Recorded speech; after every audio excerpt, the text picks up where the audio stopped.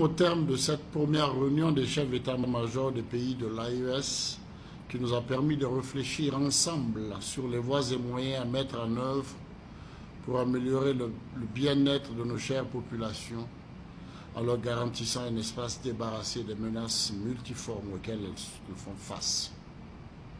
Ainsi, après les échanges entre nos structures avant la tenue de cette réunion et le travail interactif des experts, nous sommes parvenus à élaborer un concept opérationnel permettant d'atteindre les objectifs en matière de défense et de sécurité assignés par les plus hautes autorités de nos États.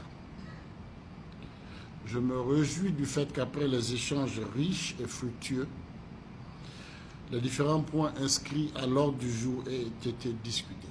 Les délibérations de haute facture traduisent la qualité des échanges et surtout l'intérêt que nous portons tous aux questions de défense et de sécurité sur toute l'étendue du territoire de l'AES.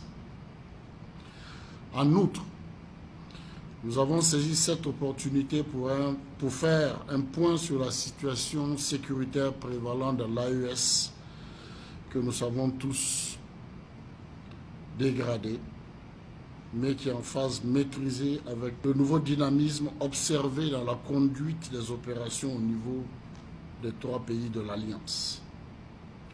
Nous sommes convaincus qu'avec les efforts conjugués de nos 3 pays, nous parviendrons à créer les conditions d'une sécurité partagée. Un objectif au centre des préoccupations de nos États et de nos vaillantes populations, en quête de paix et de stabilité. Ainsi, nous sommes arrivés à concevoir une force conjointe des pays de l'AES qui sera opérationnelle dans les plus brefs délais pour prendre en compte les défis sécuritaires dans notre espace. Je voudrais, au terme de ces travaux, renouveler mes sincères remerciements aux experts pour leurs engagements et leur disponibilité et aux chefs d'état-major pour leur plein investissement dans ce projet de création d'une force conjointe de l'Alliance des États du Sahel. C'est aussi le lieu de féliciter les participants pour les riches échanges et le bon esprit qui a prévalu lors de ces travaux. Permettez-moi de renouveler ma sincère gratitude et de mes chaleureux remerciements aux délégations des pays de l'AES pour leur présence à Niamey dans le cadre de cette réunion.